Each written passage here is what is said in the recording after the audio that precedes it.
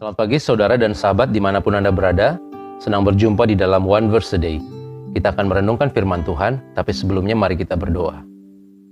Ya Allah, kami sungguh bersyukur untuk hari baru yang Tuhan beri, untuk kekuatan, iman, pengharapan di dalam Tuhan. Kami mau belajar dan merenungkan firman-Mu, biarlah Engkau hadir, melawat dan menerangi kami semua. Terima kasih Bapa, di dalam Kristus kami berdoa. Amin. Saudara yang dikasihi Tuhan, firman Tuhan dari Yohanes 16 ayat 7.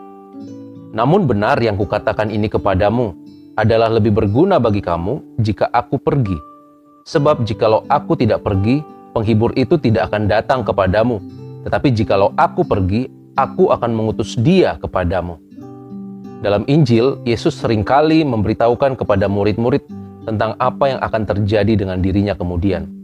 Hal tersebut dilakukan supaya apabila tiba waktunya itu semua terjadi, para murid ingat bahwa perkataan Yesus itu benar dan bahwa ia sungguh-sungguh anak Allah yang diutus untuk menyelamatkan dan memberikan pengampunan kepada manusia. Saudara, dalam ayat yang kita baca, Yesus menceritakan perihal kepergiannya, yakni bahwa ia akan disalibkan, kemudian bangkit, lalu naik ke sorga. Kepergian Yesus ini membuat para murid sedih dan berduka cita. Mereka tidak dapat lagi bersama-sama Yesus. Tapi walaupun secara manusia ini menyedihkan, namun Yesus mempunyai pandangan yang berbeda, saudara. Menurut Yesus adalah lebih berguna bagi mereka kalau ia pergi. Setelah Yesus mati, bangkit, dan naik ke surga, maka Roh Kudus akan datang dan memimpin mereka sedemikian rupa sehingga mereka mengerti secara lebih penuh, lebih lengkap, lebih utuh tentang maksud kedatangan Kristus daripada saat Yesus ada bersama mereka. Saudara, pada saat dihidup di dunia, Yesus sebagai manusia hanya bisa berada di satu tempat pada suatu saat. Tetapi pada waktu Roh Kudus datang, ia hadir dan senantiasa ada dan dapat menerapkan pekerjaan penebusan Kristus di tengah-tengah dunia. Kalau Kristus belum pergi, itu artinya bahwa Kristus belum mati, belum dibangkitkan, belum naik ke surga. Misi penyelamatan itu pun belum selesai.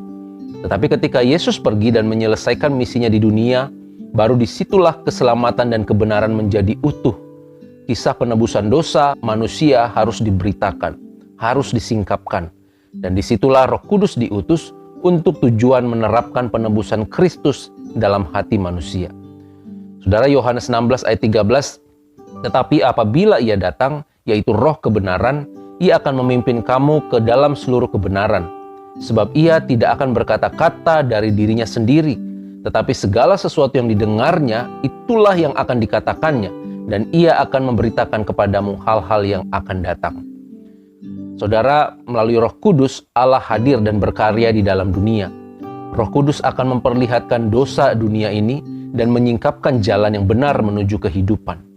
Roh mengajarkan kebenaran tentang Allah dan rencana-rencana Allah. Roh Kudus membebaskan umat Allah yang baru dan yang mengubah kehidupan mereka, sehingga mereka dapat mengalami damai sejahtera dan juga taat kepada Allah. Roh memberi kemampuan untuk memahami kehendak Allah. Saudara, perkataan Yesus kepada murid-murid ini menjadi pengharapan juga buat kita, bahwa sesungguhnya Allah tidak pernah meninggalkan kita, saudara. Mungkin ada masa di mana sepertinya Tuhan jauh dari kehidupan kita. Ada saat-saat di mana kita mengalami kepedihan, kesedihan, kepahitan. Kita mengalami duka cita karena orang-orang kita kasihi pergi meninggalkan kita. Ataupun mungkin keadaan kita tidak cukup baik, apakah itu secara fisik yang lemah, pikiran dan jiwa yang letih, dan sebagainya. Saudaraku, Roh Kudus diutus untuk menolong kita. Buka hati dan biarkan ia masuk, berdiam dalam hati dan pikiran kita. Saya percaya ia akan menuntun kita kepada jalan dan kebenaran. Ia juga akan memberikan kekuatan untuk kita menempuh jalan kebenaran tersebut. Dan ia akan memberikan kita damai sejahtera, meskipun kita berada dalam situasi yang buruk dan tidak ideal sekalipun. Saudara, dalam kehidupan ini, sesungguhnya Roh Kudus sering berbisik tentang apa yang harus dilakukan. Dalam hal-hal yang biasa, dalam berbagai masalah dan tantangan yang dihadapi, dalam berkat-berkat yang dialami, dalam bekerja, di dalam keluarga, dalam pertemanan dan sebagainya, orang Kristen sering diingatkan untuk senantiasa berlaku benar, untuk senantiasa melakukan kehendak Tuhan. Tetapi seringkali itu bertentangan dengan akal sehat dan tidak sesuai dengan kehendak kita manusia. Suara Roh Kudus sering berbenturan dengan ego dan pengalaman kita manusia. Akhirnya banyak orang Kristen yang mengabaikan suara Roh Kudus. Mereka lebih memilih menggunakan cara-cara mereka sendiri dalam merespon setiap keadaan yang terjadi. Saudara, kita diingatkan saat ini bahwa Kristus sudah menyelamatkan kita.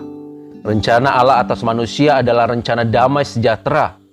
Mari lembutkan hati kita, buka pikiran kita, dan belajarlah untuk taat mengikuti apa kata Roh Kudus.